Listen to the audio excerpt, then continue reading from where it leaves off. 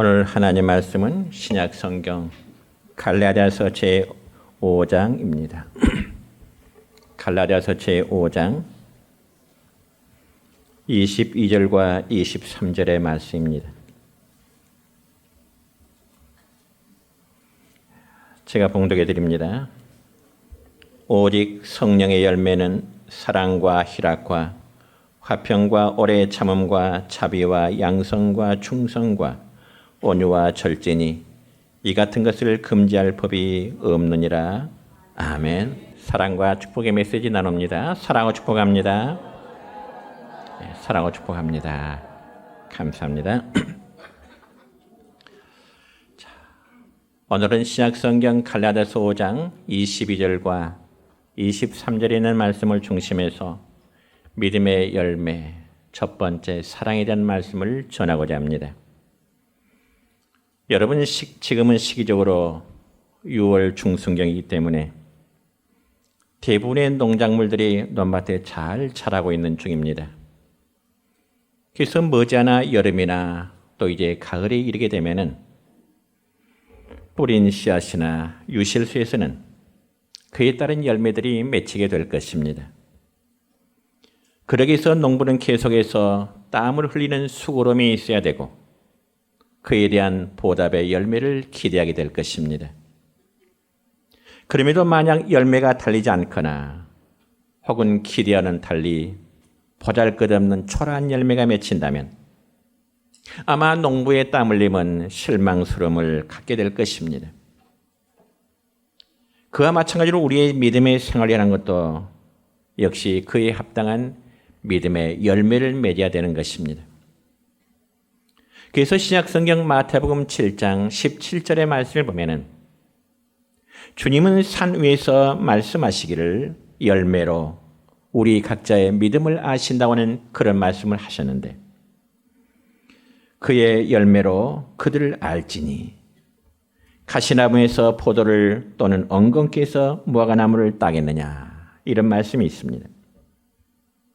그것 때문에 우리들의 믿음은 반드시 삶의 열매로 나타나야 되는 것입니다. 그래서 어떤 분이 신앙생활을 시작한 지 수십 년이 되어서 장로가 되고 그리고 권사까지 되고 집사가 되었음에도 불구하고 그를 바라본 주변의 사람들이 그를 예수 믿는 사람으로 인정하지를 않는다면 그는 분명히 삶 속에서 믿음의 열매를 맺지 못하고 있다는 증거가 될 것입니다. 그렇기 때문에 저는 오늘 주일부터 시작해서 약 2달 동안 계속 오늘 읽은 갈라디아서 5장 22절과 23절의 말씀을 반복하면서 우리 성도들이 생활 속에서 맺어야 될 믿음의 열매, 즉 성령의 열매에 대해서 말씀을 전하고자 합니다. 그러면 다시 한번 오늘 본 말씀인 갈라디아서 5장 22절과 23절의 말씀을 함께 읽습니다. 시작. 오직 성령의 열매는 사랑과 희락과 화평과 오래 참음과 자비와 양성과 충성과 온유와 절제니 이 같은 것을 금지할 법이 없느니라. 아멘. 여러분, 이 말씀을 보면 오직 성령의 열매라는 말씀으로 시작하면서 9가지의 믿음의 열매가 언급되어 있습니다. 즉 사랑과 희락과 화평과 오래 참음과 자비와 양성과 충성과 온유와 절제라고 말씀하고 있습니다. 그래서 오늘은 믿음의 첫 번째 열매인 사랑에 대한 말씀을 전하게 될 것이고 그리고 다음 주에는 순차적으로 이제 희락에 대한 말씀을 계속 드리게 될 것입니다. 여러분, 우리 기독교의 기본 정신은 바로 사랑입니다. 그리고 십자가의 동기와 목적 역시 사랑으로 나타나게 되는 것입니다. 그래서 성부, 성자, 성령 하나님 역시 사랑이십니다. 그렇다면 그를 믿는 성도들의 삶도 역시 우리의 생활 속에 사랑으로 나타나야 될 줄 믿습니다. 여러분, 예를 들어 우리의 몸에 독약이 들어간다면 바로 독약의 증세가 나타나게 될 것입니다. 그런 반면에 우리 몸에 보약이 들어간다면 보약의 효과가 나타나듯이 성령께서 여러분의 마음속에 임재하신다면 성령의 사람으로서 기본적인 믿음의 열매, 즉 다시 말씀드려서 성령의 열매를 맺어야 되는 것입니다. 그러므로 첫 번째 열매가 사랑인데, 여러분 과거 헬라 사람들은 사랑을 일반적으로 네 종류의 사랑으로 구분했습니다. 첫 번째는 남녀 간의 이성적인 사랑이요, 두 번째는 부모와 자식 간의 사랑이요, 그리고 세 번째는 친구 간의 사랑, 즉 우정을 말하는가 하면은, 네 번째는 바로 하나님이 우리를 사랑하시는 사랑, 즉 아가페적인 사랑을 말합니다. 그런데 여러분, 이런 사랑 가운데 남녀 간의 사랑이라든지 혹은 부모와 자식 간의 사랑이나 친구 간의 사랑은 네가 나를 사랑하니 나도 너를 사랑한다고 하는 조건적이요, 그리고 상대적이요, 그리고 계산적인 사랑입니다. 그러한 반면에 하나님이 우리를 사랑하시는 아가페적인 사랑은 네가 나를 미워해도 나는 너를 사랑한다고 하는 무조건적인 사랑입니다. 이게 바로 기독교적인 사랑이요, 이게 바로 하나님이 죄인들을 사랑하시는 사랑의 모습인 것입니다. 그래서 우리 시대 기독교인들에게 가장 커다란 영향력을 끼친 영국의 케임브리지 대학 교수인 C.S. 루이스라는 교수는 이런 말을 남겼습니다. 인간은 남녀 간의 사랑에서 태어나고 부모님의 사랑에서 양육되어지며 친구들과의 사랑 속에 성장되다가 하나님의 사랑에서 완성되어진다고 하는 이런 말을 했습니다. 참 의미 있는 말이라 생각이 되어집니다. 그래서 오늘 본문의 말씀인 이 사랑인 곧 아가페적인, 어떤 조건도 제시하지 않는 무조건적인 하나님의 사랑을 의미하는 것입니다. 그러면 과연 우리 성도들이 무엇을 사랑해야 성령의 열매, 즉 믿음의 열매를 맺히게 될까요? 가장 근본적으로 하나님의 사랑함을 전제 조건에 해서 첫째는 이웃을 사랑함이 참 사랑인 줄 믿습니다. 여러분, 이웃사랑 참 좋은 말입니다. 그러나 좋은 말이긴 하지만은 사랑을 실천하면은 매우 인색함이 저를 포함한 우리의 모두의 모습이 아닌가 싶습니다. 왜냐하면 이웃을 사랑한다는 것이 결코 쉬운 일이 아니기 때문에 그렇습니다. 만약 이웃 사랑하는 행위가 쉬운 문제라면 예수님이 굳이 이웃 사랑을 율법의 완성이라고 말씀하지 않으셨을 것입니다. 그럼에도 불구하고 하나님의 사람들이 이웃을 사랑해야 한다는 것은 꼭 그 말씀이 우리 주님의 명령이기 때문에 그렇습니다. 여러분, 특별히 마태복음 25장의 말씀을 보면은 예수님께서는 마지막 때에 이루어질 심판에 대해서 양과 염소의 비유를 말씀하신 적이 있습니다. 내용은 이렇습니다. 심판의 날에 주님이 모든 사람들을 왼편과 오른편으로 나누어 앉게 하시고 심판을 집행하시는데, 이때 목자가 양과 염소를 구분하듯이 주님께서도 구원함을 받을 자와 그리고 구원받지 못할 자를 분명히 구분해 놓으십니다.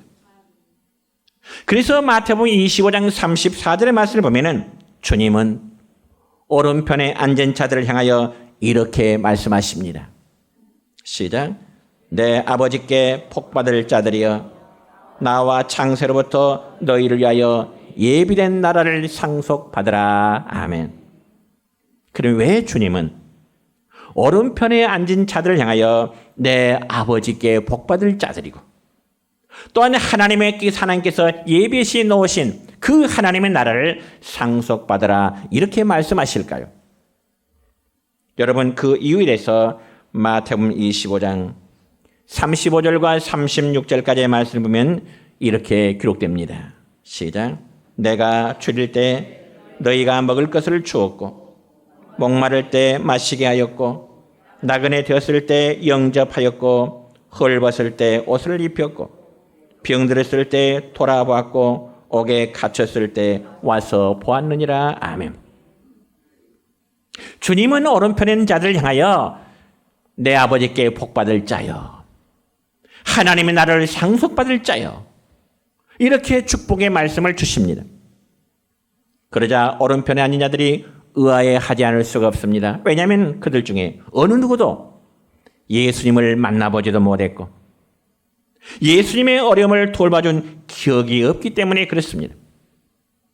다시 말씀드려서 예수님이 배고파실 때 따뜻한 음식 한번 대접해 드리지를 못했고요. 예수님이 목마르실 때 물 한 그릇 떠드린 적이 없었고요. 또한 예수님이 헐벗거나 예수님이 병들었을 때 돌아본 적이 전혀 없었기 때문에 그렇습니다. 그저 예수님께서는 마태복음 25장 40절의 말씀을 보면 이렇게 말씀하십니다. 시작. 내가 진실로 너희에게 이르노니 너희가 여기 내 형제 중에 지극히 작은 자 하나에게 한 것이 곧 내게 한 것이니라. 아멘. 여러분, 우리 주변에 있는 지극히 작은 자 한 사람을 사랑하고 섬기는 것이 곧 예수님을 사랑하고 예수님을 섬기는 것임을 여러분 믿으시기를 바랍니다. 우리 기독교 역사를 보면 중세시대에 수도사였던 성 프랜시스라는 사람이 있습니다. 그런데 이 성 프랜시스라는 사람에게 절에 내려오는 이야기가 있는데요. 한 번은 이 성 프랜시스가 밤에 잠을 자고 있는데 꿈속에 주님이 나타나셔서 말씀하시기를, 프랜시스야, 내일 내가 너희 집을 갈 거야. 주님께서 꿈속에 이 성 프랜시스에 나타나셔서 내가 내일 너의 집에 갈 거야, 이렇게 말씀하십니다. 그러자 성 프랜시스는 이튿날 아침부터 하루 종일 예수님을 기다립니다. 그럼에도 예수님은 나타나시질 않네요. 그래서 예수님이 혹시 자기 집을 찾지 못하시나 싶어서 추운 겨울날씨임에도 불구하고 밖으로 나가서 계속 기다려도 예수님은 나타나지 않는 겁니다. 아마 오늘 같으면 휴대전화로 예수님 지금 어디 계세요? 저 지금 예수님을 기다리고 있어요. 아마 전화도 했을 것입니다. 그럼에도 프랜시스는 오신다는 예수님의 말씀을 믿고 해가 넘어가기까지 계속 기다리고 있는데 그때 마침 한 거지가요. 날씨도 추운데 옷을 입지 않고 길거리를 걸어가고 있는 것입니다. 그리고 그 모습은 이 프랜시스가 볼 때 너무너무 춥게 보입니다. 그러자 이 프랜시스는 순간적으로 달려나가서 자기의 겉옷을 외투를 벗어서 그 거지에게 입혔습니다. 그자 그 거지는 고맙다는 인사 한마디 남기고 그냥 자기의 길을 가는 거죠. 그런 동안에 날은 이미 저물어 버렸고 집으로 돌아온 프랜시스는 아마 예수님이 오시지 않는가 보다 주님께 기도합니다. 예수님, 오늘 저희 집에 오신다고 했잖아요. 근데 예수님 왜 오시지 않나요? 저는 아침 일찍부터 밤이 어두워지는 시간까지 예수님을 기다리고 있었네요. 그자 예수님은 이렇게 말씀하시네요. 프랜시스야, 나는 오늘 너를 만났어. 그래서 프랜시스가 깜짝 놀라서, 아니 예수님, 언제 저를 만나시다는 말씀인가요? 언제 저희 집에 오셨다는 말씀인가요?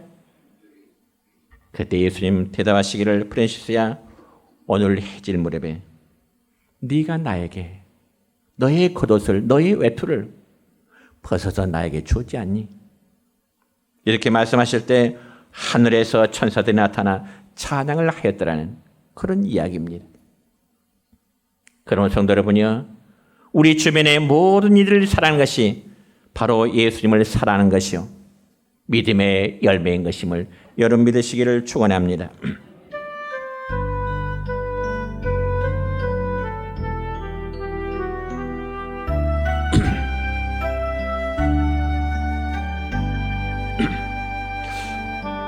하나님의 사랑을 사모하는 자, 하나님의 하늘 바라보는 자 너의 모든 것 창조하신 우리 주님이 너를 얼마나 사랑하시는지 하나님께 찬양과 경배하는 자 하나님의 선하심을 닮아가는 자 너의 모든 것 창조하신 우리 주님이 너를 자녀 삼으셨네. 하나님 사랑의 눈으로 너를 어느 때나 바라보시고 하나님인 자한 귀로써 언제나 너에게 기울이시니 어두움에 밝은 빛을 비춰주시고 너의 작은 신음에도 응답하시니 너는 어느 곳에 있든지 주를 향하고 주만 바라볼지라. 하나님 사랑의 눈으로 너를 어느 때나 바라보시고 하나님인 자한 귀로써 언제나 너에게 기울이시니 어두움에 밝은 빛을 비춰주시고 너의 작은 신음에도 응답하시니 너는 어느 곳에 있든지 주를 향하고 주만 바라볼지라. 주만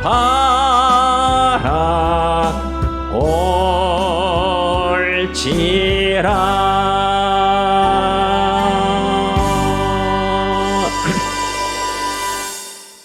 두 번째로 교회를 사랑함이 참 사랑인 줄 믿습니다.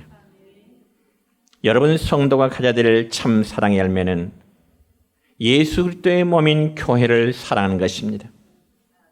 그럼에도 오늘날 교회 무용론을 주장하는 자들은 조직화된 교회의 중요성을 때로는 부정하기도 합니다. 그렇지만 예수 그리스도를 떠나서는 우리가 아무것도 할 수 없듯이 성도와 교회의 관계는 뗄래야 뗄 수 없는 불가분의 관계를 맺고 있는 것입니다. 왜냐하면 교회의 머리는 예수님이시며 교회는 그리스도의 몸이라고 말씀하고 있기 때문에 그렇습니다. 그래서 이 바울은 에베소 교회 편지를 보낼 때 에베소서 5장 23절과 24절까지의 말씀을 보면 이러한 교훈을 우리에게 주고 있습니다. 시작. 이는 남편이 아내의 머리됨이 그리스도께서 교회의 머리됨과 같음이니 그가 바로 몸의 구주시니라. 그러므로 교회가 그리스도에게 하듯 아내들도 범사에 자기 남편에게 복종할지니라. 남편들아 아내 사랑이를 그리스도께서 교회를 사랑하시고 그 교회를 위하여 자신을 주심같이 하라. 아멘. 여러분 부부간에는 사랑과 복종과 그리고 헌신이 있어야 하듯이 성도들 역시 그리스도의 몸인 교회를 사랑함으로 헌신해야 되는 것입니다. 그래서 사랑하는 일을 위해서는 어떠한 희생을 하더라도 그 희생이 힘들어하지 않고 오히려 희생 중에도 그리고 고생 중에도 보람을 느끼게 되는 것입니다.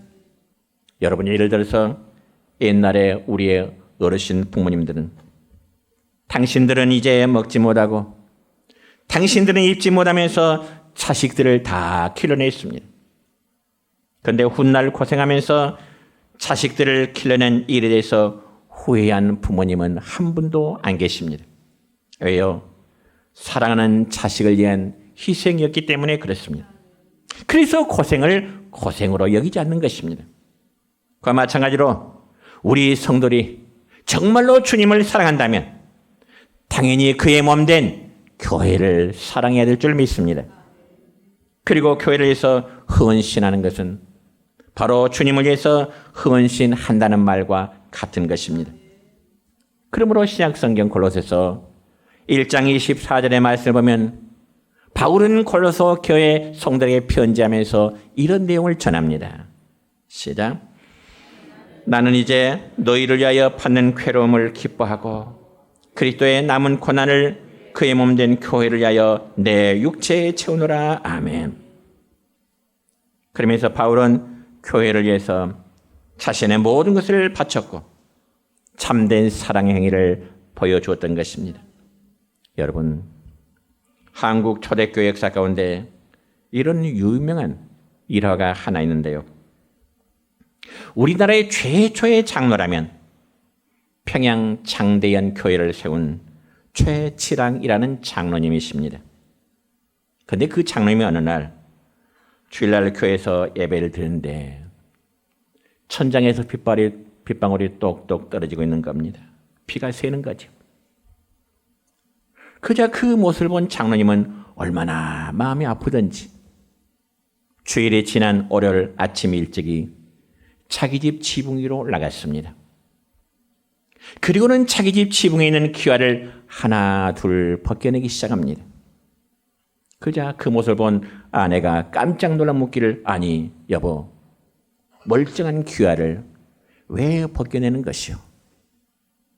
그때 최기랑 장로님은 아내에게 대답하기를 하나님의 성전에 피가 새고 있어서 그래. 하나님께 예배하는 성전에서 하나님의 집이 피가 새고 있어서 그래. 내 집이야 피가 좀 새도 괜찮지만 어찌 하나님의 집에 피가 새도록 내버려 둘 수 있다는 말이오. 그러면서 그는 자기 집 지붕의 기와를 벗겨내서 하나님의 성전 피 새는 것을 막았다고 하는 유명한 일화가 있습니다. 오늘날 이런 장로님이 몇 번이나 과연 될까요? 그리고 오늘날 이렇게 교회를 사랑하고 관심을 두는 직분자가 얼마나 될까요? 이건 시대적인 상황 문제만은 결코 아닐 것입니다. 제가 과거에 우리 내정교회를 섬기고 있을 때도 그 정도는 안 됐지만은 그와 비슷한 분이 한 분 계셨습니다. 아마 몇 분 정도는 아실 것입니다만은 제가 초기에 우리 내정교회를 섬길 때 그 당시 연세로도 아마 80세 전후로 이제 되셨을 정보감 할아버지라는 성도님이 계셨습니다. 그분은 저 봉정마을에 사셨습니다. 정보감 할아버지. 그런데 그분은 홀로 생활하시면서 비만 오면 꼭 삽을 어깨에 메고 교회로 오십니다. 그래서 비가 오면 당신은 비 맞으면서 교회 주변을 빙 둘리면서 삽자를 메고 주위를 둘러보세요. 그래서 교회 주변에 폐소로가 막힌 곳이 없는지 당신이 삽으로 다 손질하셨습니다. 그래서 저는 지금까지도 그 성도님을 절대로 잊을 수가 없습니다. 사랑하는 성도 여러분이요, 여러분이 신앙생활하면서 목회자에게 좋은 기억을 남기는 성도들 되시길 바랍니다. 방금 말씀드린 연로하신 그 성도님이 정말로 교회를 사랑하는 마음이 없이 그런 일을 할 수가 있을까요? 그분은 비록 연세가 많으시고 그 당시에 기도 약간 어두우신 분이셨습니다. 그렇지만 교회를 사랑하시기 때문에 교회를 소중히 아끼는 마음이 있었기 때문에 자신의 일보다 교회라는 관심을 갖게 된 것임을 저는 믿습니다. 그러면 저는 여러분에게 한번 묻고 싶습니다. 여러분은 우리 성도들이 함께 모여 예배드리는 교회를 얼마나 사랑하고 이 교회를 얼마나 소중히 여기신가요? 물론 워낙 각자 일이 바쁘다 보니까 교회를 돌아볼 시간적인 여력이 없다고 답변하실 수 있을 것입니다. 또 그런 반면에 어떤 분은 말하기를 교회 일은 목사나 장로나 권사가 할 일이지 자신과는 전혀 상관이 없는 것처럼 말할 수 있을 것입니다. 그러면 정말 그럴까요? 정말 그럴까요? 집사나 일반 성도는 방관자로 그저 주일날 예배에 참석만 하면 되는 것일까요? 저는 우리 성도들에게 과분한 요구를 하고 싶지 않습니다. 다만 여러분의 가정, 여러분의 직장을 귀중히 여기는 것만큼 우리의 교회를 사랑하고 귀중히 여기시기를 바랍니다. 만약 그렇지 못한다면 교회의 일은 세상 일보다 못하다는 결론이 될 것입니다. 여러분, 이 지구상에는 수많은 건물이 있고 수많은 단체가 있습니다. 그러나 마지막 예수님께서 재림하실 때 들림받는 기관은 오직 교회의 공동체 하나밖에 없다는 사실을 여러분 믿으시길 바랍니다. 여러분, 천국의 조직은 오직 교회의 조직의 연속인 것입니다. 그럼 우리는 교회를 사랑해야 된다는 것이죠. 왜냐하면 교회를 사랑하는 것이 곧 예수님을 사랑하는 것이기 때문에 그렇습니다. 세 번째로, 말씀을 사는 것이 참 사랑입니다. 여러분, 성도들은 찬양하며 기도하는 가운데 하나님과 예수들을 사랑한다고 끊임없이 고백합니다. 그러나 정작 예수님을 사랑한다는 것이 무엇인지 분명한 해답을 제시하는 성도들은 그다지 많지 않은 것 같습니다. 그래서 우리가 알아야 할 것은 사랑하는 결코 감정이나 무심코 던진 입술의 고백만이 아니라는 사실입니다. 여러분, 그래서 우리는 요한복음 14장 15절의 말씀을 보면 우리가 하나님과 예수님을 사랑하는 방법에 대해서 예수님은 아주 간단하게 우리에게 이렇게 말씀하십니다. 시작. 너희가 나를 사랑하면 나의 계명을 지키라. 아멘. 너희가 하나님을 사랑한다면, 너희가 예수님을 사랑한다면 나의 계명을 지키라. 아주 간단하죠. 그러니까 한마디로 우리가 하나님을 사랑하고 그리고 예수님을 사랑한다고 고백했다면 그의 계명대로 지키라. 말씀대로 살라는 것입니다. 그래서 여러분 각자가 하나님을 사랑하는 만큼 하나님의 말씀, 하나님의 계명을 지키게 된다는 것은 바로 비례되는 것이죠. 하나님을 사랑하는 만큼 하나님의 말씀을 지키고자 노력하게 될 것이고, 여러분, 하나님의 말씀은 우리로 하여금 동쪽으로 가라 하시는데 우리 발걸음이 서쪽으로 향하면서 내가 지금 하나님을 사랑하고 말씀을 순종하고 있다 이렇게 말할 수 있을까요? 그럴 수는 없습니다. 그러므로 마태복음 7장 17절로 20절까지의 말씀을 보면 주님은 우리에게 이렇게 말씀하십니다. 시작. 좋은 나무마다 아름다운 열매를 맺고 못된 나무가 나쁜 열매를 맺나니 좋은 나무가 나쁜 열매를 맺을 수 없고 못된 나무가 아름다운 열매를 맺을 수 없느니라. 이러므로 그들의 열매로 그들을 알리라. 열매로 그 나무를 알 수 있는 것처럼 여러분 각자의 믿음의 열매로 우리가 하나님 앞에 어떤 믿음의 사람인가를 증명하게 될 것입니다. 여러분의 믿음의 열매는 어떻습니까? 여러분 스스로 생각할 때 여러분 각자의 믿음의 열매는 어떻다고 생각하십니까? 하나님의 말씀을 사랑하기 때문에 순종해 보려고 정말 부단히 노력하신가요? 아니면 그냥 그럭저럭 신앙생활의 모습을 하고 계시는 않는지요? 다시 한번 주님의 말씀에 귀를 기울여 보시기 바랍니다. 오직 하나님의 말씀을 지키고 그대로 행한 자라만이 하나님의 사랑을 입고 구원에 이를 수 있다고 성경은 말씀하십니다. 여러분, 아브라함의 이름을 기억할 때 아브라함, 그럴 때 가장 먼저 떠오르는 여러분의 이미지는 무엇일까요? 아마 그는 역시 믿음의 사람이라는 이미지입니다. 그럼 왜 아브라함에게서 믿음의 사람이라는 이미지가 떠오를까요? 그는 말씀에 대한 순종의 사람이었기 때문에 그렇습니다. 즉 하나님의 말씀을 믿지 않고서는 순종할 수가 없습니다. 또 반대로 순종한다는 것은 그 말씀에 대한 믿음, 즉 확신이 있기 때문에 그렇습니다. 그래서 구약성경 창세기 15장 6절의 말씀을 보면 이렇게 기록되어 있습니다. 시작. 아브라함이 여호와를 믿으니 여호와께서 그를 그의 의로 여기시고 아멘.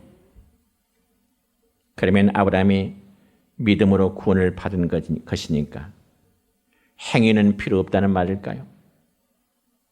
믿음으로 의인이 됐다고, 믿음으로 구원을 받았다면 정말 그에게는 행위에 대한 책임은 따르지 않을까요? 그렇지 않습니다.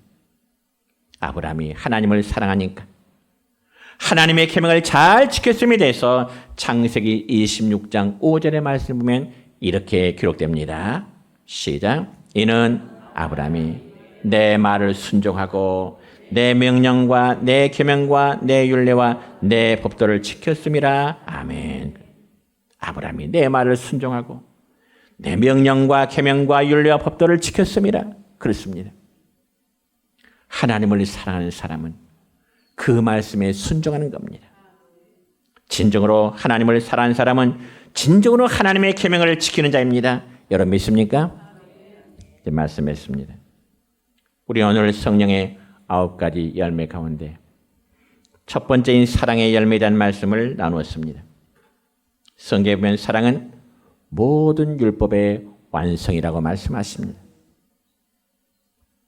그리고 우리는 과연 성도로서 그리고 성령을 받은 자로서 이러한 삶, 사랑의 열매를 끊임없이 맺어가고 있는지, 그리고 이웃을 사랑하며 교회를 사랑하고 하나님을 사랑하는 끊임없는 노력을 다하고 있는지 바라기는 우리 성도들이 성령께 주시는 참 사랑의 열매를 가지고 사랑을 실천하는 거룩한 하나님의 백성들 되기를 주님의 이름으로 축원합니다.